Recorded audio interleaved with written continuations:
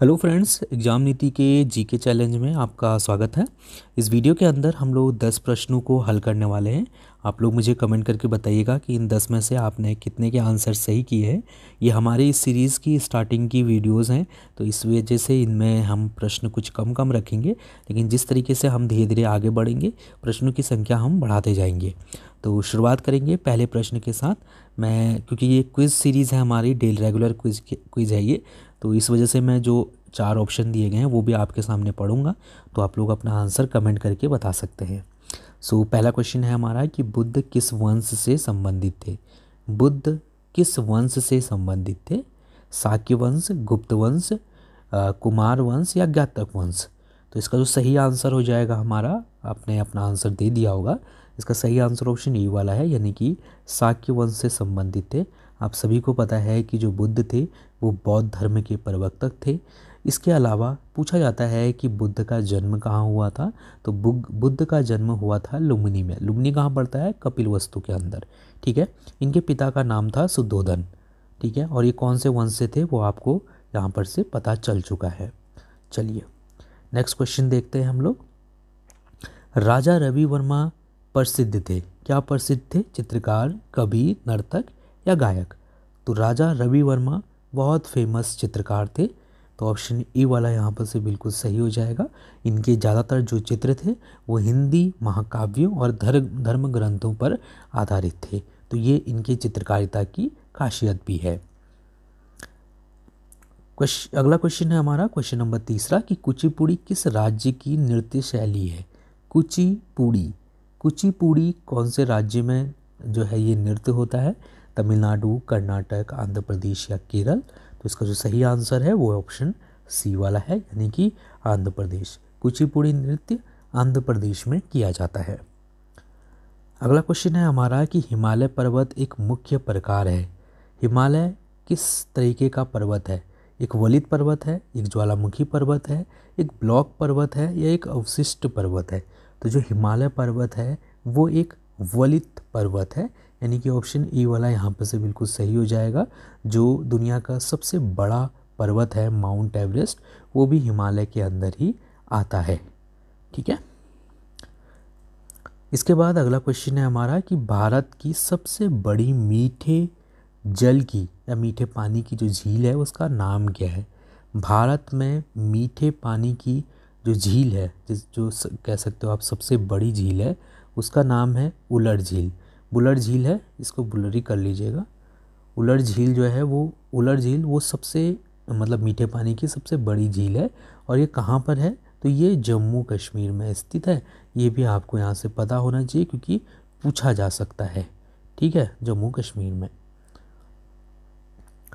इसके बाद question number 8 अगला है हमारा कि भारत का फ्लाइंग सिख किसे कहा जाता है? भारत का फ्लाइंग सिख किसे कहा जाता है? तो भारत का फ्लाइंग सिख को बोला जाता है मिल्खा सिंह को, माफ़ करिएगा, मिल्खा सिंह को। और आप सभी लोग जानते होंगे कि ये एथलीट थे और बहुत तेज़ दौड़ते थे। ओलंपिक में भी ये दौड़े, इनके ऊपर पिक्चर भी बनी है, आपने देखी होगी। तो इनको फ्लाइंग सिख बोला जाता है भारत का। इसके बाद अगला क्वेश्चन है हमारा कि बुद्ध, धम्म और संघ ये तीनों मिलाकर क्या बनाते हैं? त्रिरत्न, त्रिपिटक, त्रिसर्ग या त्रिवर्ग? तो इसका जो सही आंसर है वो है ऑप्शन ए वाला, यानी कि त्रिरत्न। बुद्ध, धम्म और संघ आपस में मिलके त्रिरत्न बनाते हैं। एक जो गौतम बुद्ध जी के जो शिष्य थे उनका एक श्लोक है, बुद्धम शरणम गच्छामि, धम्म शरणम गच्छामि, संघ शरणम गच्छामि। तो ये जो तीन जो ये आप कह सकते हो शब्द है, ये त्रिरत्न कहलाते हैं। ओके। इसके बाद अगला क्वेश्चन है हमारा कि भारत का राष्ट्रपति किसका एक अभिन्न अंग होता है? संसद का, लोकसभा का, राज्यसभा का या मंत्री परिषद का? तो भारत के जो राष्ट्रपति होते हैं वो अभिन्न अंग होते हैं भारतीय संसद के, यानी कि ऑप्शन ई वाला यहाँ पर से बिल्कुल सही है। जो भारतीय संविधान का जो अनुच्छेद 79 है उसमें ये लिखा गया है कि संघ के लिए एक संसद होगी जो राष्ट्रपति और दोनों सदनों से मिलकर बनी होगी। दोनों सदनों के अंदर लोकसभा और राज्यसभा आते हैं। ठीक है। अगला क्वेश्चन है हमारा कि सर्वोच्च न्यायालय के न्यायाधीश की आयु किस आयु में रिटायर होते हैं। जो सर्वोच्च न्यायालय के जो न्यायाधीश होते हैं उनकी रिटायरमेंट की आयु कितनी होती है। तो इसका जो सही आंसर हो जाएगा हमारा 60, 62, 65 या 68। तो सही आंसर ऑप्शन सी वाला है, यानी कि 65। सर्वोच्च न्यायालय के जो न्यायाधीश होते हैं अनुच्छेद 124 खा के अंतर्गत ये कहा गया है, मतलब ये बताया गया है कि सर्वोच्च न्यायालय के जो न्यायाधीश होंगे उनकी रिटायरमेंट की आयु क्या होगी। इसके बाद अगला क्वेश्चन है हमारा कि राज्य विधानसभा में सदस्यों की अधिकतम निर्धारित संख्या कितनी होती है।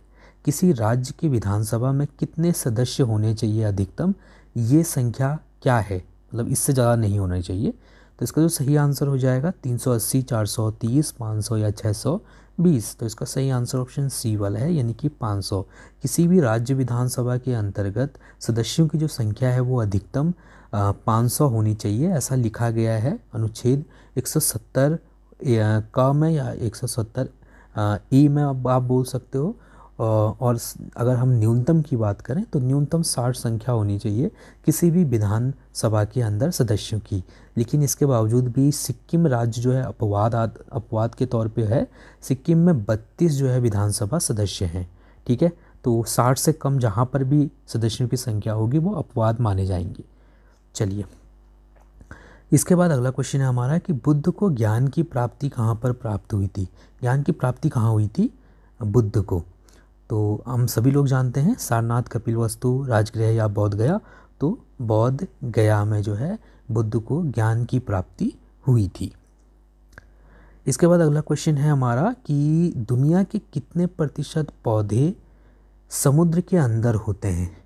दुनिया के कितने प्रतिशत पौधे समुद्र के अंदर होते हैं। 25, 45, 65 या 85%।